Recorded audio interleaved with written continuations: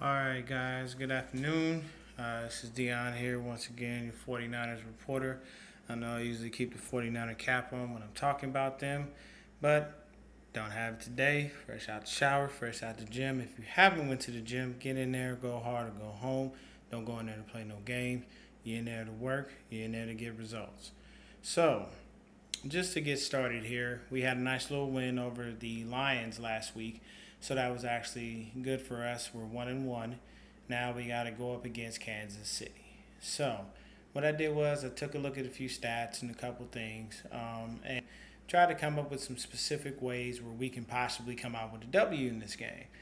So we only have one real issue, and that's that our offense isn't firing on all cylinders as we would like it to be. So as I stated before, in the first game with the Vikings, had Jimmy G not thrown the pick six, we're still in that game. So it is what it is. But when we played Detroit last week, we had them down 30-10.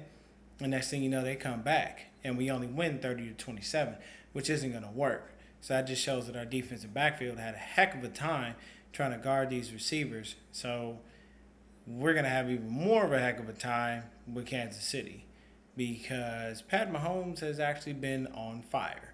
This kid has come out firing on all cylinders. We don't have much of any kind of tape on him except for 2 games. And in both those games, he's done very well. So just a quick comparison between him and Jimmy G. If you see me look away, it's because I'm checking out the stats.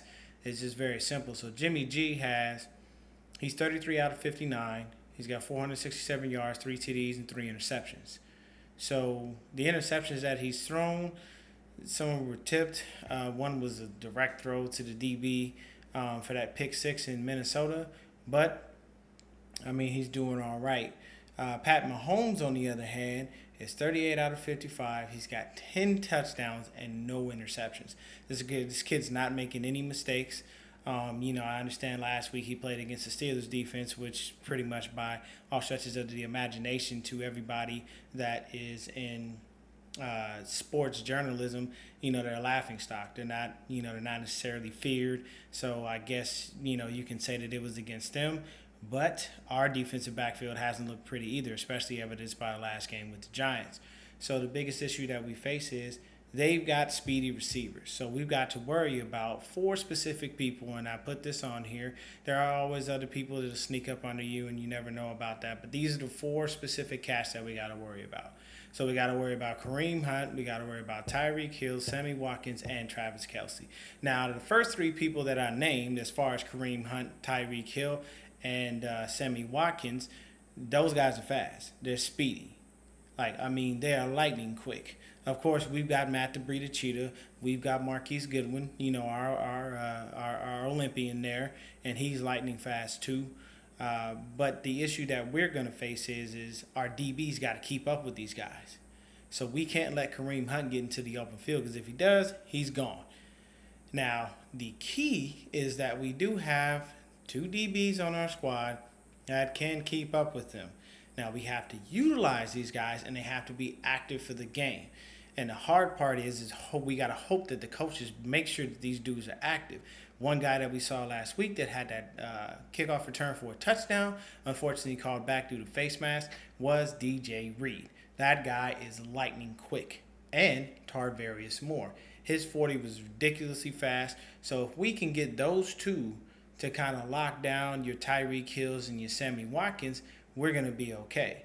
The issue is that we play a zone defense, and we don't necessarily have guys that are quick on the outside, and we don't play man that often. So the issue is that, in the zone defense, there's too many soft spots for us to be able to get taken advantage of.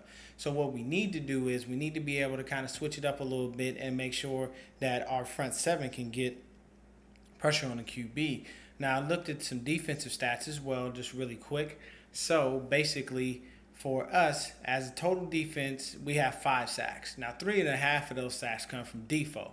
Y'all don't know who Defoe is. That's DeForest Buckner, number 99. And the other 2, I'm not sure who they come from. So, we got 5 tackles for a loss, but the issue we have is we have no interceptions at all. We've got a few passes defense, but not an interception to save our life, and that's not good. we want to be able to make sure that we pick the ball off instead of knocking it down. Salah was saying that before the season started, that there are no tip passes, there are no passes defense. We don't count those. We only count INTs. Well, if we only count INTs, then we need to get that going. The beauty of last week was Fred Warner continued to roll. He's our leading tackler with 22 tackles. Elijah Lee came in when he had to play, and he looked great. I did just read a second ago. Of course, we do have Reuben Foster coming back this week, so that's awesome. I hear that Malcolm Smith practiced fully. I'm not high on him at all. He ain't even been able to play. He's barely been able to step on the field. Personally, I feel we should cut our losses in cutting and just let it go. We can move on with the young talent that we have, and will make more sense. So for Kansas City's defense, only 2 sacks. They've got 7 tackles for a loss, and they've got 1 pick. So Defoe himself has already beat them out in sacks. He's got 3.5 on his own. So that just says there. So their defense isn't that great. So contrary to popular belief, everybody thinks that this is going to be, we got to go in there and we got to worry about. We have to worry about Kansas City's offense, not necessarily their defense. Not to say that they need to be overlooked, because these are NFL players. So it makes a lot of sense for us to be able to make sure that we can go ahead and guard them and take care of them in the right way and make sure that we do the right things. But this will be an easier task for our offensive line as they grow and they gel and they become better. So what we need to do definitely is very simple and plain. Our offensive line has to play lights out. We got to make sure we open the holes for Matt Breida. We got to make sure that Alf can get in there and do his thing. We got to get the ball out. We got to make sure that we're taking advantage of the fact that there is no Marcus Peters anymore. So there are all these things that we can do that we can take advantage of. We can win this game, but it's going to be a shootout, because we have to rely on our defensive backfield, which hasn't really hasn't boded well for us in the past, as far as making sure that they do what they need to do and keeping on up and up. So the biggest issue that we're going to face is Pat Mahomes. So our front 7 is going to have to get as much pressure on him as possible. I say with Reuben Foster coming back, we don't start Malcolm Smith. Sit him. If he wants to play, get him in on rotational plays to give somebody some rest. I say we put, go ahead and stick with, Reuben Foster, and we're going to go ahead and we're just going to put, Fred Warner on the outside.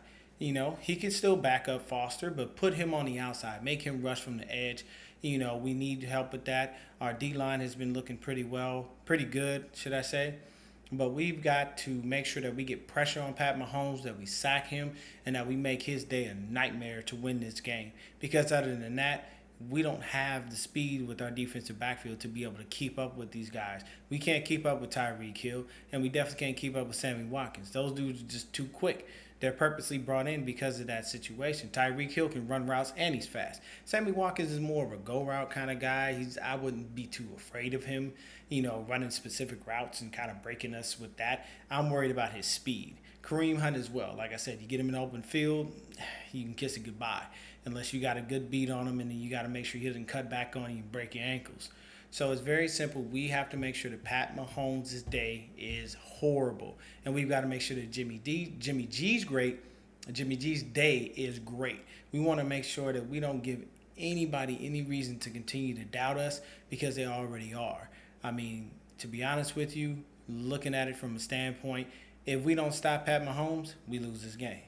So my pick for the game, honestly, I'm going to say is going to be a shootout between both offenses, because neither defense is ridiculously great, but ours is better as far as, just overall sack total and quarterback pressures and things of that nature. So I say we can win the game, but we've got to stop Pat Mahomes. So I'm going to pick the 49ers in this game. It will be a shootout between Mahomes and Jimmy G. Mahomes has a big arm, so I understand he can throw the ball all over the field. He can throw it anywhere he wants to.